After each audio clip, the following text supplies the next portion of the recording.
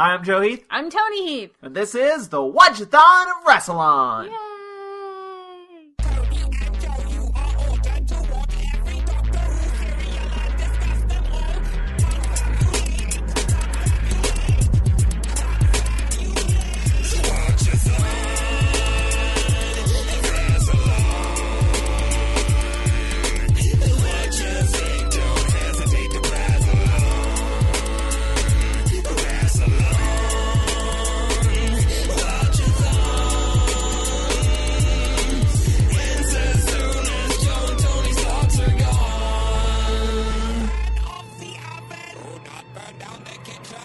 Today we're going to be talking about the 8th serial of the 3rd season of Doctor Who, The Savages, which consists of 4 episodes. They don't have names. Joe's really sad.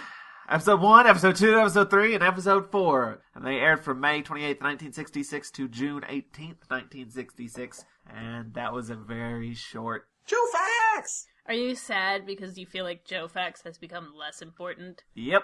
This marks the first time that a serial does not have titles for specific episodes. They are just episode 1, 2, 3, 4. I swear that you were annoyed by the fact that I've grown to love it.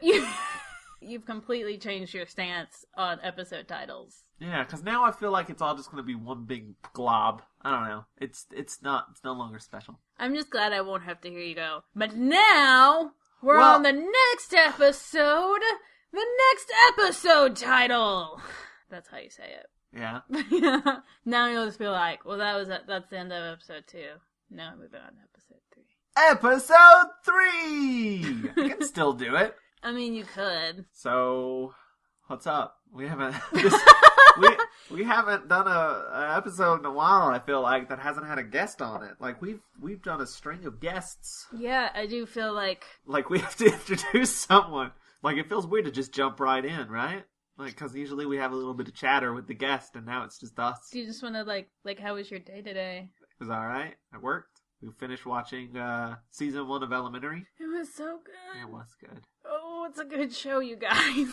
So, yeah, watch that. That's good. How was your day? It was okay. I mean, I worked today, and it's alright. And there's nothing of interest to report there. I started to learn, though, I forget what it's called, like major mnemonic? Mnemonic? Mnemonic devices? Yeah, well, yes, but it's specifically associating numbers with sounds, and then using those sounds to form words, and then using those words to remember long streams of numbers. What do you do? What? What's the question? Who does that? Why were you was this for work? I mean, no. I just had some free time. Too much free time. They need to work you harder. If you employ Toni and are listening to this podcast, she needs more to do. Stop, because actually my boss is a pretty big Doctor Who fan. We should get him on an episode. Because clearly this dynamic's not working. We need a third.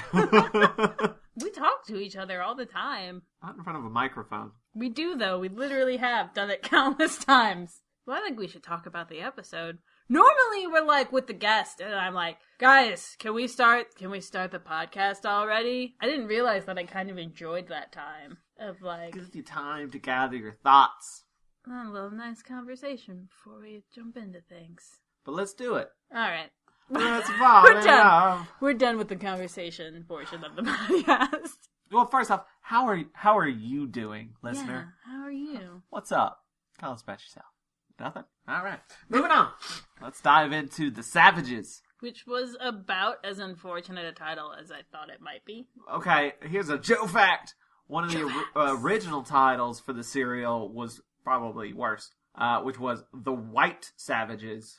Which is pretty unfortunate. I say unfortunate like it happened on accident. Yeah, I'm pretty sure the thought process was, those are two things that don't go together. This episode itself I don't feel like it's the episode itself It's the same thing anytime you're like, we're gonna have a group of white people stand in for a group of oppressed people. Yeah. Which is itself don't want to say it's not bad, it's just done a lot. To be fair, I feel like it probably would have been worse if the characters were people of color, because then it's even more on the nose and awful. Yes. But whatever the case may be of however this was done, you could guess that it wouldn't be delicately or, Putting aside the whole... I mean, I don't know even if it's that bad of a... It's mostly just these savages are not as civilized or whatever, which is, throughout the serial, is shown to be... Not true. Stupid, anyway. Yes. So it's like, I feel like the serial... I just mean, like, in sci-fi in general, there's a lot of stories that are like, what if the bad things that happen to everyone else happen to white people? And, like, the theme of that story is, oh no, that'd be awful. Yeah, but that may be a way of getting white people to be sure. like, oh, wait, maybe I'm a dick. I don't want to say, like, we're saying white people like we aren't white people. We're We acknowledge white that people. we're white people. Yeah. We acknowledge that we're part of the problem. I know this is an audio-only podcast, but yeah, we're white. We're definitely white. That's something that someone that has been pointed out to me that I am now more aware of when I consume media. But I will say I feel like this, the moral of this serial is not a bad one. No. In fact, I enjoy the serial a lot. Should we talk about it? No. Alright. Good night. I am a little sleepy. We've both had a really long day, so if things seem off, that's part of it. We're both very tired. But I'm going out of town this week, and this is like the only time we have to get this done. And we, of course, want to, because we like doing it. We've not gotten behind, but we're not ahead. Yeah, we're not ahead. And that's what we're trying to do. Alright, but let's do it. Let's talk about the savages. Let's do it. First off, I was a little sad that this was not a sitcom starring both Fred Savage and Ben Savage. That was a joke that you made while we were watching. That was better when you made it then. Yep. But somebody tell those guys they need to make a sitcom together called The Savages. Right? I mean, I feel like it's just a solid idea for a TV show because of their characters. I've always found it kind of weird that they both did the same show, basically. But in different decades? Is that... Yeah, like one of them did Wonder Years, and the other one did Boy Meets World. And those are very similar. Man, I watched the hell out of Wonder Years. And Boy Meets World. I didn't watch Boy Meets World that much. But, like, I liked Wonder Years. Boy Meets World makes sense that I watched the hell out of it. Wonder Years is like, why did I watch? I mean, it was good, but like it was like I had to go out of my way to watch it. God, we're never going to talk about this damn episode. Okay, episode 1. See, that's why. There's no title, so we can't just... It's harder to dive in. You can't announce it, so you can't move on. Yeah, here we are. Alright, well, you've started and then stopped several times. So, the cliffhanger from the last serial was that they land on a new planet or whatever, and... The doctor says they're in the future. Does he? Okay. Yes, he does. So he's like, let's go explore, and when they go away, there is a caveman-ish person that shows up on the scanner that they do not see. That's what he's like, we're in the future, and then the caveman person shows up, and you're supposed to be like, are they? But, is the doctor wrong? That's the cliffhanger. Yeah. The doctor might be wrong. That's just a fact. But the doctor goes out and is exploring and doing readings, and Steven's like... He's got some sort of instrument. Yeah. At least I've been led to believe. It goes, boop. Oh, that's something we didn't say. This entire serial is missing. Though there's, like, oddly some existing really bad footage. You'll get, like, 3 seconds, and you're like, ooh, people moving. Some nice key moments, though, so that was good. There are a couple of just, like, Steven ducking behind a rock. That's it. But yeah, the doctor's going around, and he sort of gets away from Steven and Dodo, and Steven is very worried. Doctor! Doctor! Which I posit is Steven's catchphrase. I was going to say, I feel like Steven spends a lot of time being worried. In fact, if his middle name wasn't Regret, it would be Worried. But, like, Dodo is, like, making fun of him for it. Just like, you gotta stop, you know. Chill out, man. Stop worrying about the doctor so much. Whatever. She questions his masculinity at one point. Does she? Yeah, she, like, says, be a man or some shit like that. Grow up. Gross. Then there's these 2 figures watching the doctor, 2 of the sort of caveman people, the savages. They look weirdly scarred. Some of them did. I don't know if that was supposed to be, like, age, like they've aged because of what happens later, which we'll get to, or if it's scars. Like, it was very... It's hard to tell when all you have is, like, the same grainy picture every single time they talk. They definitely look old, but they also look scarred. But one of them doesn't look that old, but does still look scarred. One of them looks old and scarred, so I don't really know. But they're watching the doctor and contemplating what to do with him. Dodo sees a person with an axe and screams. And guess what, guys? Steven is like, you didn't see anything. Why is that so common? I don't know. Like, you're on a new planet. You don't know what's there. I mean, I think to Steven's credit, at first he's like, are you sure? And then he's like, okay.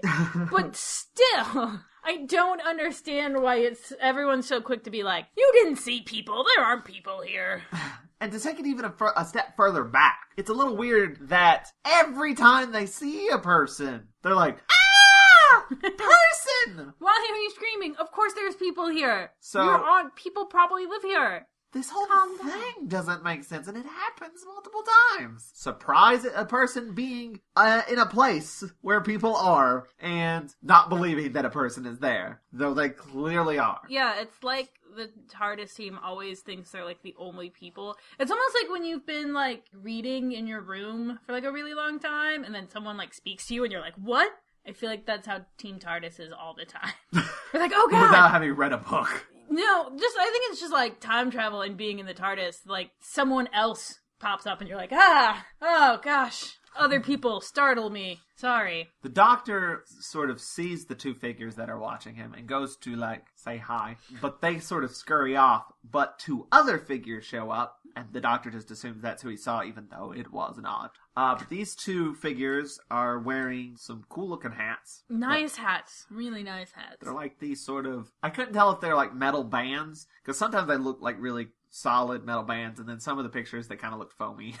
I think they're supposed to be metal bands. It reminded me a lot of the hats from the Dalek Invasion of Earth, the ones that the Robo Patrol wore. There were some nice props in this era of just like, I want a Robo Patrol helmet so bad. I want Opera pajamas.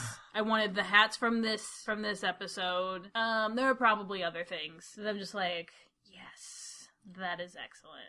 But okay, the two guys with the hats show up. They know who the doctor is. They say they've been following his exploits through. Which is weird to me. Well, that's just saying that they're advanced and they have the Daleks followed the doctor too. Yeah, I know, but like, I'd be weirded out by that. Like, hey, we've been tracking your progress through time and space, and we knew it was only a matter of time before you were here. And the doctor's like, fantastic, you guys are clever, so smart. I'd be like, why? Like, okay, even assuming that other Time Lords aren't a thing at this point in time, you've got to assume that there are other time travelers. The Doctor has alluded to that he comes from, like, another planet, and it's creepy that they're following just him, is what I'm saying. My initial reaction would be like, why are you following me? That's weird. But it is just a sign of, like, look how advanced they are. They know about the Doctor, and they don't have time travel, but they can, I don't know. I'm saying it freaks me out. Like, we have GPS and know how that all works, but if, like, you came here and I was like, I was following you. I've got your trail right here. I'd be like, whoa! Okay, but I don't think it's, like, specifically that. What if you looked at it like, oh, I've been keeping up with you in the press? What press? Like, this isn't public knowledge that they have. It's, like, just where he's been going. I don't know, maybe... It's not like they've been following him on Twitter. Yeah, but... They've been plotting... They didn't have Twitter in the 60s, Tony. Okay, but the thing I wanted to get to. So, he's talking to these guys with the hats. They're like, what's this device you got here? And I still don't remember what it does, or what he's using it for, but I do remember the name of it. The reacting vibrator. You only remember that because... Joe and I both looked at each other and giggled at the word vibrator because we're children. A surprise. Surprise. We We're are children. We thought the word vibrator was hilarious. Because it's also the name of a device that you use for sexual relations. Generally in the shape of a penis or that sort of general shape. And it goes... And this one reacts. So the Fine brothers have a real problem with it. Topical humor! Topical humor! Though this will go up like at least a month from now, so not as topical. It was topical when I made the joke, you guys. It was very topical. I was wondering if I just stayed quiet, how awful you would get. Yeah. No, and see, I couldn't take it anymore. I had to stop it. It's topical, but you have to time travel, so it's relative to this podcast. All right. You see? Okay. The time is relative. It's like you keep surprising me by getting, like... less and less funny? Yes! There are more you depths see, the to Fine sink Brothers try to copyright the word react. Not the word vibrator, as far as I know. I wonder if the word vibrator is copyrighted. If so, we're probably breaking that copyright right now by saying vibrator over and over again. This episode is going to be called Reacting Vibrator. You're in panic mode right we now. We react to vibrators. That's the name of this episode. Anyway, moving on. I feel like that's my catchphrase. Bad joke. Anyway, moving on. That wasn't even a bad joke. That was a series that was of a string unfortunate... of panic. Just like, I'm still talking, and I'm still talking. Oh, God. I guess I'm still talking. I didn't hear you jumping in much. No, I told you. I was specifically being quiet to just see how far you'd go. Come with us without STD. Oh, then they say, come with us without Steven and Dodo. That's S and D, not STD. Sex jokes. We gotta get out of here. We gotta get... Alright. But yeah, they're gonna take the doctor to town, but like they don't give a shit about Steven and Dodo. Like, yeah, we'll find him later. It's fine. We'll send one of our... Well, the doctor's like, that's fine. They're not gonna get worried about me. So he's gonna be taken to the Council of Smarties. I never caught any sort of like name of like what they are. You know, because you generally got like the Sensorites or... I think they're humans though. Are they? Well, yeah, because, I mean, the doctor calls him human at one point. But then again, he calls himself human at one point in this serial, so the doctor's not a great judge of species. But yeah, he's like, Steven and Dodo will be fine. Meanwhile, Steven and Dodo are getting spears thrown at them. See, that's a thing that I don't get. That's one thing that's sort of inconsistent about this serial, because it's shown that the savages don't really... Fight back. They're very passive. Unless it's Tor. Tor is shown to be a bit of a... Tor wants to fight everybody. Yeah, so maybe Tor's throwing spears. Tor's like the only one who has spears. I guess they assume that Steven and Dodo are from the city. Now this is getting a little ahead of things, but Exorce, who is one of the beheaded folk, finds Steven and Dodo and is like, oh yeah, ignore those spears. Let's go to the city. Like, they just sort of drop it. They don't really like, why are spears being thrown at us? Right. It's just like, on to the next thing. That's fine. They get brought in. The doctor's talking to the council. They give the doctor like a new outfit that Dodo enjoys. Yeah, because Dodo loves fashion. And they also get gifts. Steven and Dodo get gifts for just being there. Dodo gets a mirror. Hand mirror, which becomes plot relevant later. And Steven gets a knife, which does not. You'd think like the knife would come in handy more than the mirror would. You'd be wrong. Yeah, he never uses that, does he? I remember when they got them that I was like, Dodo got screwed. Turns out, not so much. No, she got the more useful gift. See, maybe that's some clever writing there. So, a couple of beheaded folk are going to go...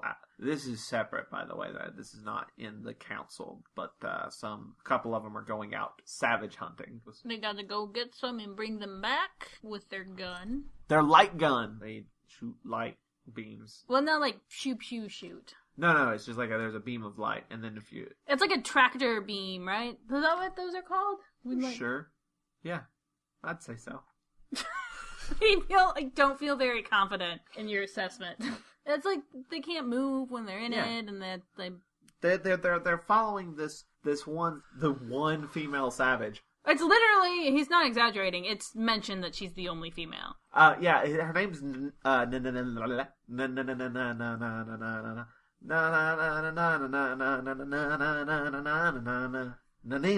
You are having just the roughest time. Her name is Nanina. They're following the savage. God damn it! You can do it, man. The beheaded fellows, I believe Exorce is one of them, is hunting down Nanina, and they shoot her with the light gun, and it makes her basically go stiff, unable to move, and then they can sort of make her do whatever they want. They make her move. I don't mean like they make her do a chicken dance. Like it's pretty much just to pull you along sort of thing. It's not like they hypnotized her or whatever. She's just sort of trapped and they can... It's like a transport thing. Yeah. This intercuts a lot with just the doctor talking to the council, and the council are just like, yo, we're like super advanced and great, you guys. Is this guy named Jano. He's the head of the council, and he's just like, we got this great energy source. We're way advanced. Steven and Dodo are being taken around by... Flower? I only really remember Flower because I loved it. Avon. Flower and Avon. And they're being taken around and shown the city. And look how great it is. But you can't go. Can't leave. Did Flower seem... Did you get like a... Oh, what's her name? Effie? From the Hunger Games? Yeah. Yeah, a little bit. Yeah, she's like super like chipper and like... And sweet, but also like... Naive. Like, Dodo's kind of like, I'm gonna go in this door that says do not enter. And Flower's like, we can't do that. You don't want to do that. It's sad things are there, and we don't like thinking about sad things. Come look at this art. Isn't this great? And then when, like, Dodo does go through the door, marked do not enter, and later on, someone's it's like... not literally marked do not enter. Yeah, but, you know. You know, it's like a secret slidey door that she's like, I'm gonna go through this secret door. And she's like, no, don't. Yeah, but when she eventually does, someone tells Flower, like, she went through the secret door. And then, like, she's like, Dodo? Why would she do that? No, she wouldn't do that. It's not You're allowed. not supposed to go through the door. And Steven's like, you tell Dodo not to go through a door. That's the first thing Dodo's gonna do. Dodo just does whatever she wants, and I love her. But we're jumping way ahead here. But there's a lot of intercutting. So X-Horse is the one who's captured Nanina. And the other two savages that we were talking about earlier that were watching the doctor, one of them's name is Chow, and the other one is Tor. Chow's more of the, like, leader of the savages, I feel like, and Tor's sort of, like, second-hand man. So, like, you know, in, two. like, recurring Doctor Who trope, Tor is the one who hates everybody, wants to fight everyone. Chow is, like, the leader who's like, no, we gotta listen to these people, we gotta be peaceful and hang out. Yeah. It's those guys. You know those guys. They've been in every episode so far. To be fair, I feel it's a little bit different. Like, Chow is definitely more cowardly, I feel like. Like, he doesn't want to do... It takes him a long while before he's, like, eventually like, yeah, we gotta do the right thing. And I feel like Tor isn't evil, isn't, like, bad. Like, no, he's you're just right. a little hot-headed. Yeah. But I don't feel like he's necessarily, like... Oh, we're much scared, the doctor! Ha ha ha ha! You know, he's not killing people and taking their sashes. But there's always one, like, I don't really trust these guys. They're coming in. We don't know who they are. And there's always one guy who's like, I trust them completely. Why? Yeah. So they do fit that trope. But yes. I feel like usually that's with the bad guys almost, generally. And this time they're kind of the good guys. You mean that second guy is a bad guy? Yeah. And he's not really. He's all right. And anyway, they Chow and Tor see Nanina being dragged away and stuff. They're watching all this and trying to warn her and stuff before she gets caught. And she does get caught, and like X-Horse is dragging her back, and like Chow's like trying to be like, "Hey, don't take her, take me instead. She's young and full of life, and I'm an old fart. Take me instead." X-Horse just completely ignores him and moves on. Dodo, out of the window, because the city has windows, I guess, sees X-Horse bringing Nanina into the city, and she's very curious about this. And everybody else is like, just ignore it. Don't think about it, Dodo. No worries. Oh yeah, and we've said like Flower's like super like, oh, and like Avon's always like, he's sort of like her older brother in a way, just like very nervous and like, she's like, oh, don't go in there. We're not allowed to go in there. He's like, don't go in there. But for real though, really don't. Don't do it. That is bad stuff. Nanina's being taken to a laboratory. Is it laboratory or laboratory? Are both correct? Is one just more American? I've heard it both ways. Well, she gets taken to a lab. Just make that easier. She gets taken to a lab like where there's the scientists and they're very casual about all this. Transferring the savage. They're hooking up Nanina to this machine. Basically, they're going to take her life force. I guess. Like, they don't take enough of it so that they'll die. But, like, I guess they can just drain them every so often? Well, I feel like if they drain them, not enough to kill them. And then they just sort of naturally replenish. They let them go. So they don't do that? The other people? Oh, you mean the people in the city? Yeah. Well, I feel like it does have negative effects, which might explain the scarring, or like it probably... It seems too like it takes... they mentioned something about it taking their talents. He said something about him being like, we used to have artists here, but we don't have those talents anymore. So, that would make sense of something that happens later, too. Yes. So, it takes your life force and apparently your smarts, too. That's probably why this civilization is so advanced and stuff, is they're basically stealing skills and shit from these people. Dodo wanders away from Steven, Avon, and Flower, as we've already mentioned. And she gets into this hallway where they are letting out another savage that had already been transferred. Or maybe they haven't even done Nanina yet. Maybe, I can't remember, but like they're letting one out. And he's like zombified walking towards her. And she screams! Ah! And that is the end of episode 1. That is our cliffhanger. Episode 2! God, it's not as fun. Not as fun. Zombified savage guy just walks right past her without even... Doesn't even notice that she's there. And exits the walled-in city. Yeah, now they're about to hook up Nanina. They haven't yet because Dodo walks in. Just walks in. It's like, what's up? What are you guys doing? This lab, by the way, is what's behind the secret do not enter door. This is where she wasn't supposed to go. The energy transfer room. She basically does. She just walks in. And the Steven, meanwhile, is like, where's Dodo? And worried about Dodo and interrupts. Steven, worried is... His second leads to his second catchphrase. Steven regret worried Taylor. Steven's second catchphrase next to Doctor is Dodo.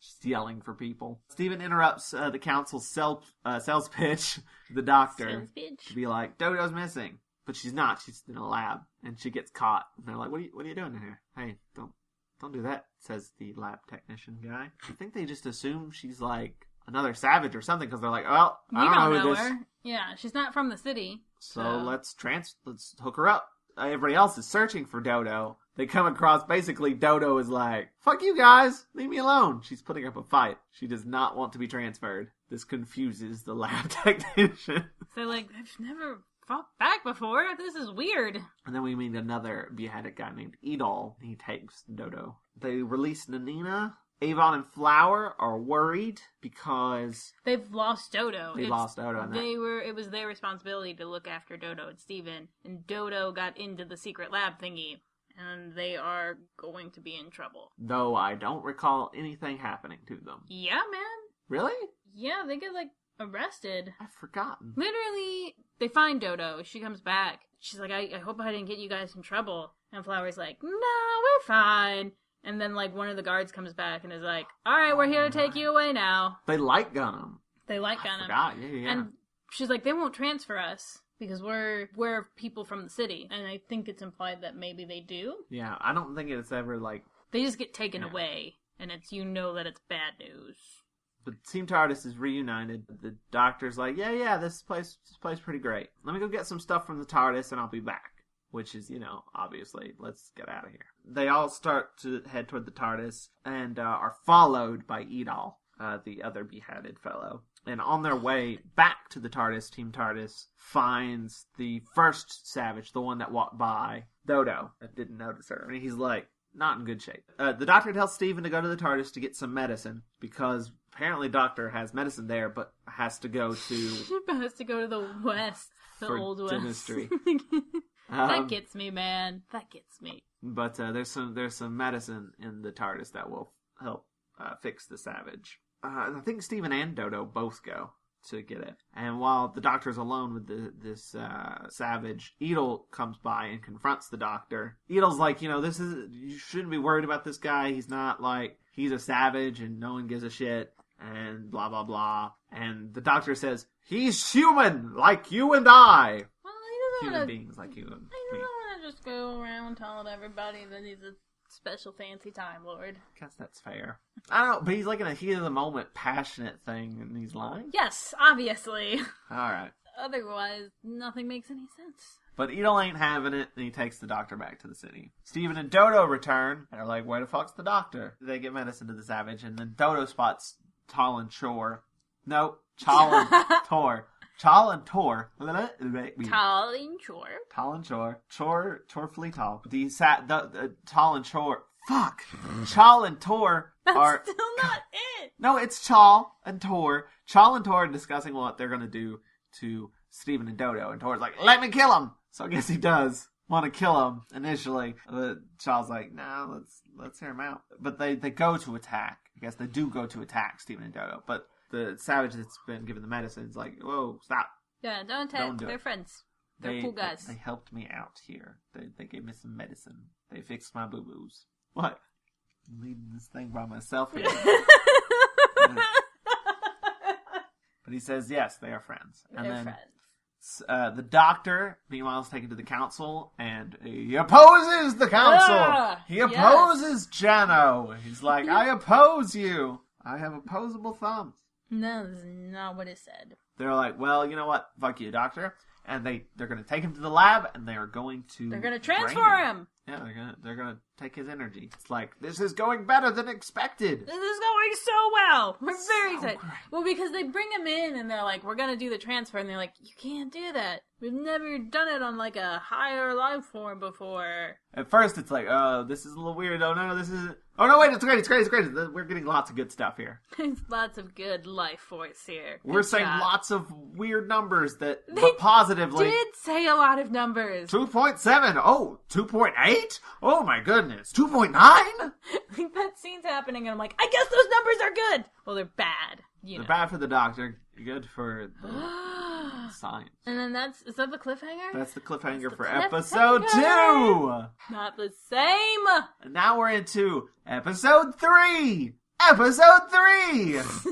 Transfer goes well. So well, you guys. This is the best part of the whole serial. I like it so good. Go get Steven and Dodo. We're going to transfer them too. But, I think we should mention... Jano is like, I'm gonna guinea pig myself here, and you can put that energy into me, because we need to test it. We don't know. This is not one of our people. This isn't one of the savages. We don't know how this energy is going to react with us, so... I better try it out first, make sure that it's safe and okay for people, and we're going to do it in secret. I don't want anyone to know. So they're going to get that set up. Before that happens, though, we go back to the savages who are taking Steven and Dodo to their hideout. And it is a return of a first Doctor staple that I feel like we haven't had in a while. I was so nostalgic when we saw it. Guys, we're in a cave. A cave? Cave. It's been a while. It's been a while since we've had a cave. Return of the cave. Good, solid cave. It's got cave art. That's what you were talking about. Steven and Dodo are like, cool art, yo. Nice graffiti. They're like, yeah, we used to do that. Not anymore. Don't know why exactly. We don't know how anymore. Because of the transfer. Which is setting something up. Tor is like keeping an eye out. He's guarding the cave. X-Source comes out, light guns Tor, comes into the cave. X-Source does. Charles like taking Steven and Dodo deeper into the cave because they're like, we're going to lose X-Source. We're going to hide you guys deeper in the cave. He doesn't know how the way the cave systems work like we do. Right, like apparently they don't even go into the caves. The city people. X-Source is like the first one to like ever go into the caves. So. And then the chase is on. And it's just a great thing to watch that doesn't exist. Right. We assume that they're chasing them through caves. Then we hear, shh, don't make a sound.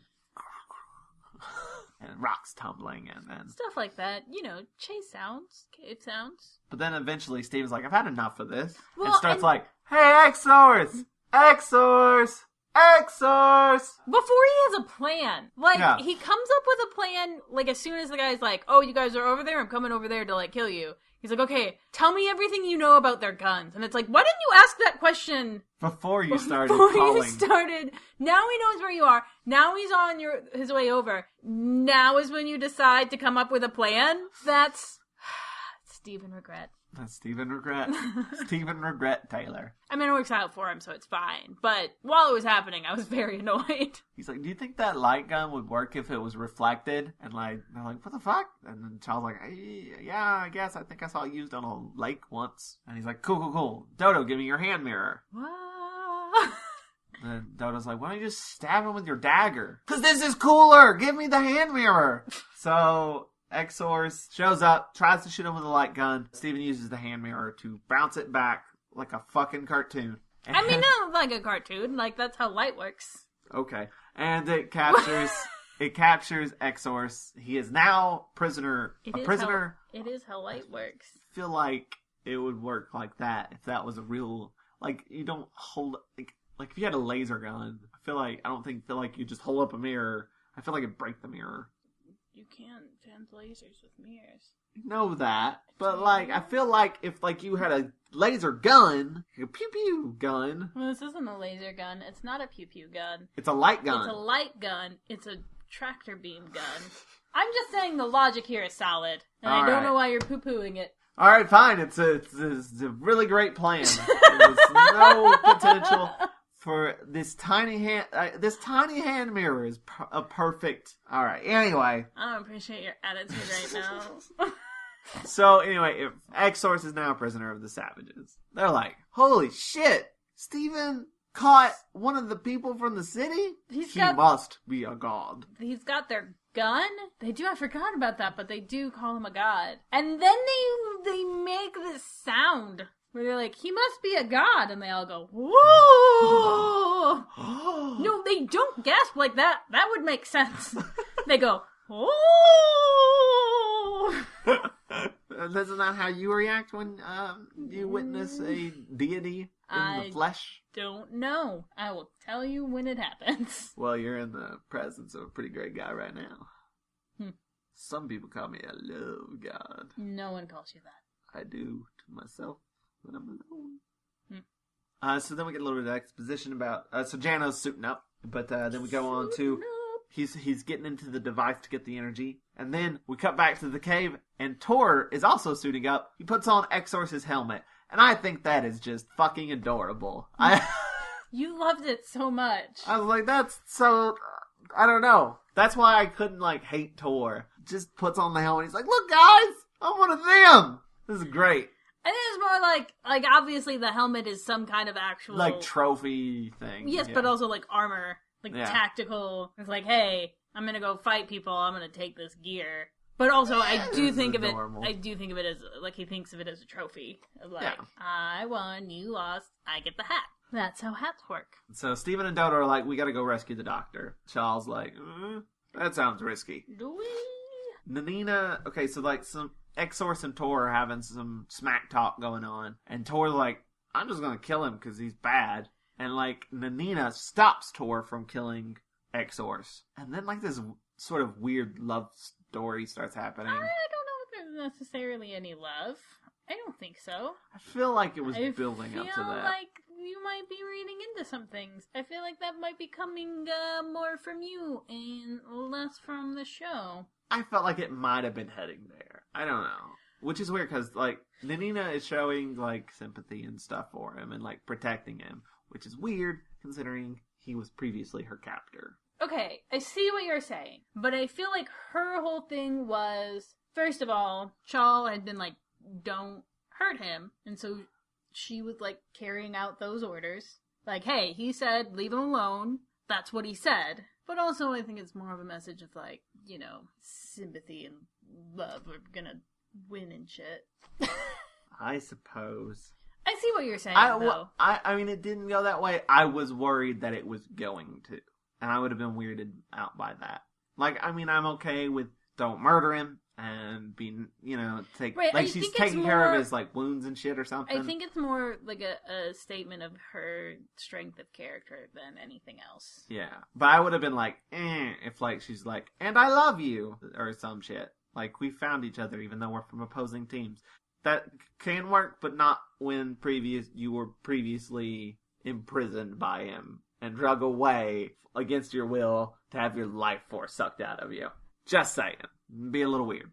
So, Charles all right, I guess I'll help you guys out. I'll show you how to get into the city, he says to Stephen and Dodo. Charles knows a way into the city. And on their way there, there's a guard at the city gates who is apparently so used to the Savages being non-confrontational that he's just eating an apple, hanging out. Never heard that word pronounced quite that way before. Non-confrontational? Confrontational. I wanted it to rhyme more. So he's just eating an apple and not paying attention. And because of this guard not being the best, Stephen light guns him. Just pew pew. because they got the light gun from X-Source, which I assume you figured out. We said. And then the greatest thing happens. The best thing about the cereal. It's so good. So the transfer of energy into Jano is now complete. Things go a little weird. At first, it's like, so you're good? And he's like, yeah, I'm good. And everyone's like, cool, great. And then he's like, Yeah. Where's my friends? Where's Steven and Dodo? He's doing a really good Hartnell impression. Way better than I just did. Mine was awful. Way better. It's higher pitched than William Hartnell, but it's still very clearly William Hartnell. I just remember being so thrilled. Like, he's doing the doctor. Apparently, William Hartnell coached him. Did he? How to do the impression, yeah. Because he did good. He was too high pitched, but there was like the mannerisms. I don't know, there was something else that was there that was right. Normally, Jano is, I'm Jano. This is who I am. I am the council leader. But when he's the doctor, he's like, I don't want to say stumbling over his lines, but that more sort of it's like haphazard way of speaking that the doctor has. Yeah, like Jano's line delivery is very deliberate and solid and authoritative, whereas the doctor is very... Yes, the jumping from one thing to the next, and, doctorish. I say, Yes, it was so much fun. He would jump back to Jano and be like, I don't know. I'm fine. Don't worry about you. Yeah. And, just sort of jump back and forth between the two, and you're like... And he's, fighting against himself, because, when he's influenced by the doctor, he, picks up this crowbar, this iron bar, not a crowbar, but an iron bar, and he's like, I'm going to destroy this machine. And, he has to stop himself from destroying it. He's like, whoa, what am I doing? What am I doing? Yeah, I like that machine. Steven and Dodo get in the city and are, sneaking around, but Edel has spotted them on the scanner and is, telling one of the other guys, go to this corridor, that's where Steven and Dodo are. Over. And Jano overhears this. I think he actually sees them. He's got monitors. Yeah, but he specifically hears Edel saying, take care of them. Steven and Dodo bump into the doctor, who's completely zombified. They release him through that little releasey door where they release the zombies. Yeah, but he's not, talking or reacting at all. And then smoke starts pouring into the corridor, and the door's shut, and they can't get out and stuff. And that's the end of episode 3. Just episode 3. That's the cliffhanger. And when we're in episode 4. Whatever. This is the last episode. This is the last episode. No. So they're in the corridor. Yes. And they're locked in. The door's closed. And then it opens! Yay! And they get out. It's okay. They're safe. And then it closes again. They do close And the other people can't follow them because it's closed. And they're like, whoa, who did that? And then... we see it's Jano pushing some buttons. Like, boop, boop, boop, I'm gonna save them. Boop, boop, boop. Because he's doctor influenced. Yes. Edel comes in and is to talk to Jano, and then it's they got away, and he's feels slightly, he's been seeing this sort of weird thing that Jano's going through, and he's not 100% trustworthy. He's not 100% trusting Jano, but Jano's we'll send a patrol after Steven and Dodo. He's still the leader, so even though he's you're acting weird and I'm not 100% sure we should be trusting you or whatever, he's well, I'm in charge, so what are you gonna do? And he's so we're gonna send a patrol after Steven and Dodo, and Jano's and I'm gonna lead that patrol. And Edel's alright, leader. Steven and Dodo and the doctor are heading to the caves, and they're going to be followed by Jano and his patrol. The patrol's following, and they're not certain where they're going to go. So, half the team, Jano's you guys go to the TARDIS, because they might be going back to their spaceship. I'm going to go to the caves by myself. Don't worry about it. And they're alright. And so the team goes, but Edel's but I'm going to go with you, because I don't trust you. They go, okay. Then there's a light gun fight. Steven's... Pew, pew, pew, pew. Steven's going around, jumping out of the woods, pow! And, just bouncing all over the place like some kind of 1960s British John McClane. Alright. John McClane from the feature film Die Hard. Never heard of it. It's a great Christmas film for the whole family. It's a film about a man who him and his wife have fallen apart. A really cute Christmas flick for the entire family. The Alan Rickman, his first feature film role. Give it a watch. It's a pretty good film. May not have heard of it.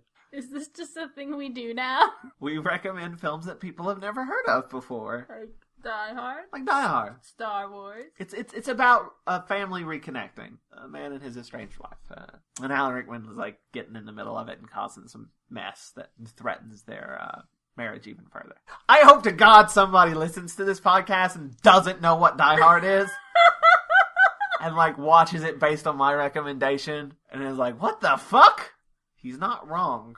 Anyway, Steven's shooting people with his light gun. Nanina is nursing Exor's, and Exor's like, why are you doing this? She's like, because I'm good. And Tor is like, fuck you, Exor's, and like, I don't like you. And I'm really mad that Nanina does want to help you. I don't get it. And then Nanina's like, pulls a spear on him, and is like, you don't fucking touch him. It's pretty badass. It was pretty badass. And he's like, you're gonna protect him over me when he's a bad guy? Yeah. He's like, just doing what's right. The Doctor, Dodo, and Chaw, and Steven all get to the cave finally. And then we got more light gun fights. Pew, pew, pew, pew, pew. Pew, pew, pew, pew, pew, pew, pew, pew. Pew, pew, pew. It actually doesn't make that noise at all. It actually goes like there's smoking light. But that's not fun. You know what's fun? Well, I have something that I thought was really funny because of something that happened while we were watching it. Steven's like, Dodo, get the capsules. And Tony's like, what capsules? And Dodo's like, what capsules? And Steven and I both are like, the capsules that they gave to the Savage earlier. The medicine from the TARDIS. And then both Tony and Dodo are like, oh, right. I'd forgotten about that. That is exactly what happened. It was very odd. Like we were in sync with the show. We were Steven and Dodo. Literally, he said it, and I was like, what is he talking about? Capsules? I had to be reminded, which they clearly knew. Like, I don't think the audience is going to remember about the capsules. The Doctor takes the capsules, and he's like, I know you're like John McClane, you're yippee-ki-yay, but don't hurt Jano. No harm Jano. Oh, and this part didn't lead to bad things like I thought it was. But I just want to mention how poor a judge of character Steven is. Steven gives Tor the light gun. I thought that was going to go somewhere bad. Like it probably should have, but it didn't, because like later on Steven's got it back. Yeah, there's this guy who doesn't like you in the first place. Like, didn't want you to be there, wanted to kill you. Well, yeah, but like Tor also thinks he's a god later on. So. Right, okay, but before then he wanted to kill him. Wants to kill the other guy that's there. X-Source. Like, he's not the guy to give the gun. I really thought that was going to go somewhere bad. But it didn't. He just has it back later. He gives it back to him. I guess Tor's learned his lesson, to not be violent. Well, maybe he just didn't want to, like, let a god down. But the Doctor's like, we need to destroy the lab. But he's coming up with this plan. It's like, we gotta go and destroy the lab before we go, because it's bad. Jano ditches his guards. Enters the cave. Edel goes and warns the council that Jano is not himself. Literally. But yeah, Jano's in the cave. Now, Jano knows good and evil, according to the Doctor. He got the Doctor's conscience? So now he knows the difference between good and evil. Good, which is what the Doctor does, and evil, which is what anyone else but the Doctor does. Yeah. I'm just going to bring up the beginning of season 1. The Doctor was going to kill a dude with a rock. Okay, here's my thing about this. Because I feel like, because a lot of people watch Unearthly Child, because it's like, you gotta watch Unearthly Child. I feel like the first Doctor gets this rap of being kind of like a bad guy, where like his whole run, he's like, he very quickly becomes non-violent. And I feel like he realizes that within his first couple of adventures, by like meeting the Daleks, he's like, oh, this is everything that I'm not. In like those couple of episodes, he really adopts this, like, but he's like the first Doctor who establishes, like, I don't want guns, I don't like them, I don't like violence. I don't know. I hate that everyone's like, but isn't he this Doctor? And I'm like, he is, yeah, but there was also, like, a pilot, and everything's wonky in pilots, and everything about his character that's been established since then is pretty non-violent, and I just want that known. I love you. You're cute. So yeah, Jano is like now on the side of the Doctor. He's a bit confused still, but now he has Jiminy Cricket Doctor inside him. That sentence has never been said in the history of the universe. With good reason. Jano now has Jiminy Cricket Doctor inside him. That is a phrase unique to the universe. But amidst all this, X-Source escapes. See, and this is where I thought, like, things were going to go down with Tor. Like, I felt like Tor was going to shoot X-Source, but didn't happen. Well, and the gun's not lethal. That's true. But, I mean, I felt like it would use it on, and, like, capture him back or something. I don't know.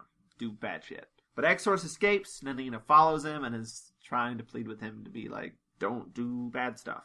Because they have a plan. He has overheard the plan, or he's overheard enough of the plan to, like, warn them. And he's like, if you do that, like, you're screwing us over, please don't do that. So we come back to the council. Edel is now taking control.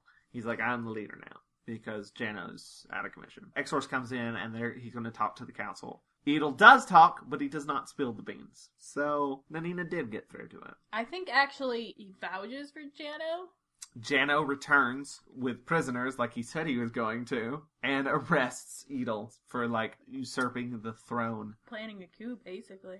And he's like, he's out of the way. I want this lab destroyed. And they're like, what? And then, like, everybody starts trashing the shit out of this lab. And Dodo is having fun. Dodo is so pleased. Like, I'm pretty sure the doctor is like, there's something, like, satisfactory about destroying something evil, right? And Dodo's like, hell yeah!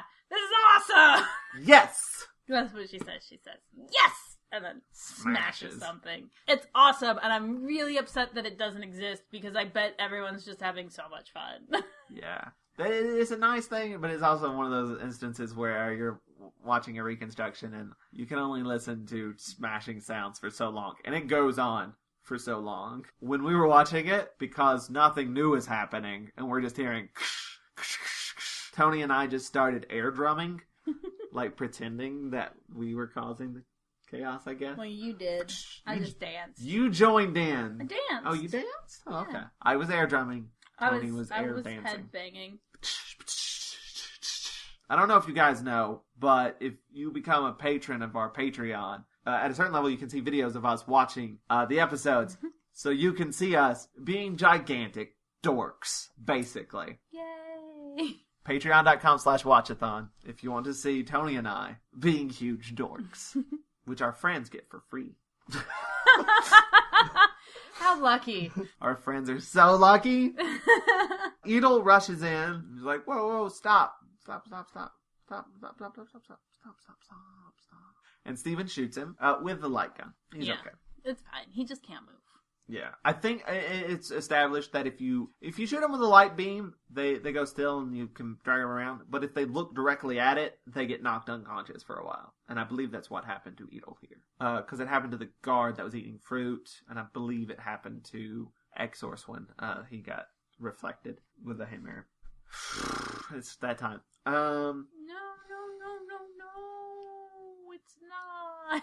The good guys have the lab is destroyed. And then everything is great, and everyone gets back into the TARDIS, and they continue onward, and they have great adventures, and that's how the episode ends. That was another podcast. Good job. No, don't turn off the podcast just yet. Toni is not telling the truth. They're like, so we have now been shown what a conscience is. We have this crisis of conscience, let us say. We need somebody to help guide us. Someone like you, Doctor, says Jano. The Doctor's like, no, you don't need me. You need someone truly human. You need Steven. The savages themselves are like, yeah, Steven's done really great. He's like helped us out. He's sort of rallied us together and all that sort of stuff. And both the elders or Jano and the elders, that is what they're called. We haven't called them that once in this whole podcast. Yeah, I think I said the Council of Elders at one point. Maybe. We've just been calling them city people or the beheaded fellows, which is... Well, the beheaded fellows are like the soldiers, and then you got the normal people, and then you got the Council of Elders. All right. Which Jano is the lead of the Council of Elders. But Jano and the elders, I guess, and the savages are all like, yes, we want Steven to be our leader, basically, to help us out to figure out what we're doing from here on out. The Doctor's like, that's a great plan, and everybody is like, yeah, we want Steven. And Steven's like, okay, I agree, I will stay. I feel like I can do this. I'm gonna lose Steven. Toni felt like that wasn't set up properly, I feel like, but I feel like it was because, like, at the beginning of the episode was like, stand on your own. Say what I feel like? Well, let me just say, Steven agrees to stay. There's a tearful goodbye, and the TARDIS leaves, and that's the end of the episode. And now, do you want to let's just jump into final thoughts? Toni, what are your final thoughts? Okay, here's my problem with it. I do feel like it's not set up enough. Like, okay, yes, you do have Steven being like, you need to quit relying on the doctor so much or whatever. And you do have, like... Be your own man. Right. And you do have, like, the savages, like, looking up to him and stuff. He does... It's the same thing at all. It feels very similar to Susan, where it's like, I don't feel like... He's not the one who was like, yes, you're right. It should be me. I'm gonna stay. The doctor's kind of like, well, what about Steven? And Steven's like, yeah, all right. It was more than just the doctor saying it this time, though. It was the doctor and, like, the savages were like, yeah, Steven. I know, but I don't feel like it didn't feel enough, like he had enough motivation to stay there versus just being like, nah, you guys will figure it out. Like, I feel like more should have happened with him in order for me to feel like he'd be like, yeah, you're right, the right thing to do is stay. Like, I just don't feel like enough happened that I totally 100% believe that he had the motivation to be like, yeah, I'm gonna stay here with these guys. I do feel like it was a bit rushed, but I don't mind it so much. I feel like it was okay. I mean, honestly, I feel like the time he almost left the TARDIS would have been a much better send-off for him. That's true. Than this time. Like, when Barbara and Ian left, that was like a magnificent send-off. They realize they wanted to go home, they get home, and the whole episode's about, like, them making this decision. Vicky, to, like, a lesser extent, it's, like, her... It's building up to it. Yeah. Whereas this is kind of like, so we need somebody. How about this guy? Yeah? Alright. Like, it's... Yeah, it feels a little tacked on. Yeah, it definitely does. And it's annoying because we've already seen a better version of what this looks like. We've seen it. A pretty decent scene of him deciding to leave the TARDIS because he doesn't like the ethics of it and the morals of it. He doesn't want to be around it. And to, like, have that exist and have that not play into his decision to leave, like, shortly after, it's lacking. It's a lacking send-off for a character that I really enjoyed. I mean, but you can take that as sort of subtext, though, that Steven has been morally concerned with the doctor's choices and things like that. And that's why the doctor's like, you're right. I don't want into subtext. That's not good enough. But I mean, I'm just saying, like, the doctor realizes that, no, Steven is the more moral person here. He is the person. I mean, maybe, and if that stuff had been in the episode, it would have been a better send-off. But it's not. It's not there. Not enough. I'm bummed, because I have to say, my favorite Team TARDIS, like, my favorite time, was when we had Ian, Barbara, Vicky, and Steven. It was only like a couple episodes. Yes, it was. It was only a handful of episodes. It was my favorite time. It was so much fun. You know, don't get me wrong. I've loved Dodo in everything she's been in so far. But I'm like, that last person of, like, what is, like, my favorite team is gone now. And as much as I love Dodo, I'm like, I like there being at least, like, 3 people. So I'm like, I kind of hope we pick somebody else up soon. But I also feel like we'll just be like, and here's this person. Here they are. I don't know, you know what I mean? It'll be like a whole process of, like, if we do pick someone else up, they're gonna take forever to, like, establish who they are, and they're probably gonna get it wrong first, and, like, it's going to be a while before we have a dynamic that I enjoyed as much as I enjoyed having that full TARDIS for that few episodes. It was still my favorite. I do think we are getting really close to a fan favorite companion, so... Are we? Yeah, he's a 2 companion, but not that far off. How far off are we from our first regeneration? It's just a handful of serials, just like 2 or 3. That's gonna be... Are we gonna do something? Watch it. Okay, I feel so like it's a special occasion that we have to mark. You've talked at length about Steven's departure, but what are your thoughts on the serial as a whole? I really enjoyed the serial. I know I just probably spent a good, 5-10 minutes saying why I didn't like the send-off for Steven. I really enjoyed the serial, if only for having, and I know his name, but the actor doing the William Hartnell impression was Jano, yeah. great. It was excellent. And, like, the whole time it was happening, I was just so excited. And, like, hearing him bounce back and forth, I was like, this is great! I liked it. It was one of, like, the non-existing episodes that has kept me entertained in a while. One of the first ones in a while. Since Mythmakers, I'd say. Yeah. Because there's a part of me that was starting to be like, am I just not liking these because they don't exist? And I do think there's absolutely, like, that is a factor of, like, this is harder for me to pay attention to, I don't know what's happening, but also if everything else isn't really solid, they can be hard to get through, the non-existing ones. But this, I mean, I was, entertained all the way through. I liked what was happening. There were a lot of moments that I really enjoyed. So, yeah, this was a pretty solid serial, I'd say. Pretty solid serial with a lackluster send-off for a character that I really enjoyed. I agree with you. I mean, I don't mind Steven's departure as much as you do, which is weird because Steven's, like, probably my favorite companion that we've had. Really? Yeah. Even more so than Ian and Barbara. I know I'm not said a lot. I really like Steven. I don't know. He's like Ian, but I can relate to him more, I feel like, because he's younger and a little more goofy. Like, I think Ian's goofy, but in a more sort of oblivious way sometimes, whereas Steven is almost consciously goofy. He wants to see other people laugh. And the whole, like, Gunfighters episode, he was amazing, that entire serial. And that, that was so great. That sort of thing is why I love Steven. I don't know, I'm just glad that he does have he doesn't get left on a planet. He doesn't get left on a planet. With one shoe. He's basically left with some incredibly technologically advanced, greatly advanced society, and he's probably going to have, like, a high position there. No, yeah, and that's... So he's well off, I feel like. And I don't think he's, like, missing out on anything. I don't know. It never really said if he had, like, a family or anything. I don't think he does. I think it's implied that he really doesn't. Yeah, I feel like this is a good send-off. Yeah, I don't feel like it's like he got left in a bad place. I don't feel rushed is the word. You said it felt rushed, and that's definitely, it's like, well, we're gonna leave him here. And I just would have liked for him to have left the first time he said he was going to. Yeah. But if he'd left when he said he was going to leave, we would not have gotten the Gunfighters where he was adorable. I mean, I want that scene here.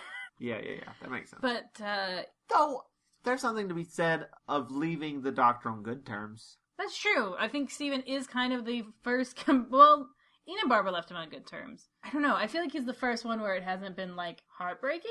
It's sad, but it's not... No one's that upset about it. Because I guess with Vicky, she was ready to go, and the Doctor wasn't ready. With Ian and Barbara, the Doctor wasn't ready. Well, I think the Doctor was ready with Vicky. Steven wasn't ready with Vicky. Because, like, the Doctor was like, she's fine.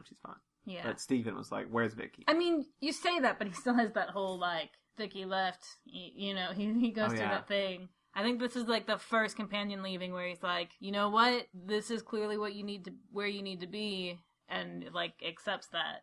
So that's cool. And on the whole, though, I did enjoy the rest of the episode as well. Jano being the Doctor was brilliant. I actually kind of wish there was more of that. I mean, it is sort of the standard these guys versus these guys, but I do kind of enjoy I feel like they do a lot of those sort of serials, but where, like, at the end it's supposed to be everybody teams up. But this is the only one that really felt like everybody was teaming up at the end, like, more naturally. I think the key to that is there's this sort of sense of, like, we have this understanding of, like, morals, but zero idea of how to actually make anything work. So it's normally they leave and it's like, well, you guys are friends now, bye. And everyone's like, yep, sure are. Where in this serial, it's like, okay, but how do we function proceed now?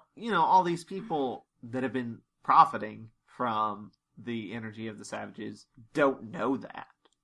They don't know about the transfers and stuff. So I feel like in that sort of society, it's not like people are going to be like, no!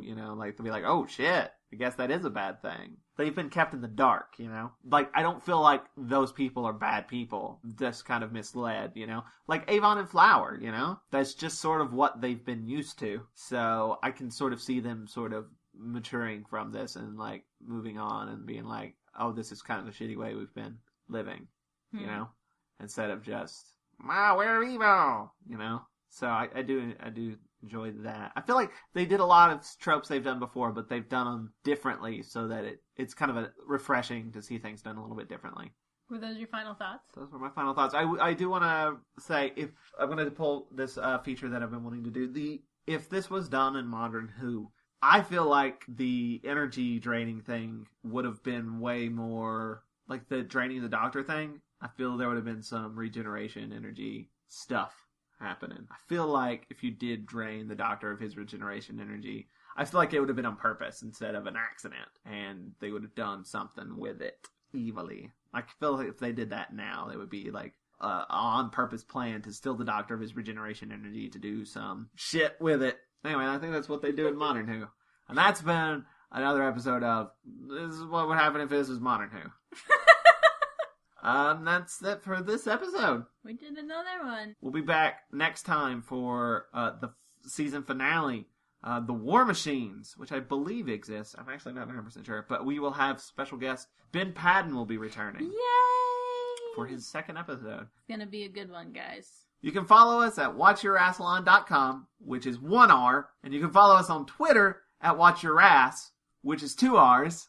We should not have done that. We did not think that all the way through. And if you would like to support the podcast, we have a Patreon at patreon.com/Watch-A-Thon, or you can go to watchyourrassilon.com/support if you want to do a one-time option. We have an Amazon wish list for DVDs because Hulu took down all of Classic Who. It's a sad day. Yeah, I do want to say, if you want to sponsor an episode, if you buy the DVDs, if you donate them to us, you're sponsoring the episode, and we will say that at the top of the episode, and thank you kindly, because that's we'll link to cool you or whatever you want us to link to, if you have like a website or whatever. I mean, you don't have to. It'd be cool, that's all. Yeah, and we'll put you up on our Friends of Rassilon page as well. Be forever enshrined in text on our website. Thanks for listening. Subscribe on iTunes and other places. What else are we on? Places where you can find a podcast. We are there. Wherever you found us this time. See you next time on the Watch-A-Thon of Rassilon. The strangers must be gods.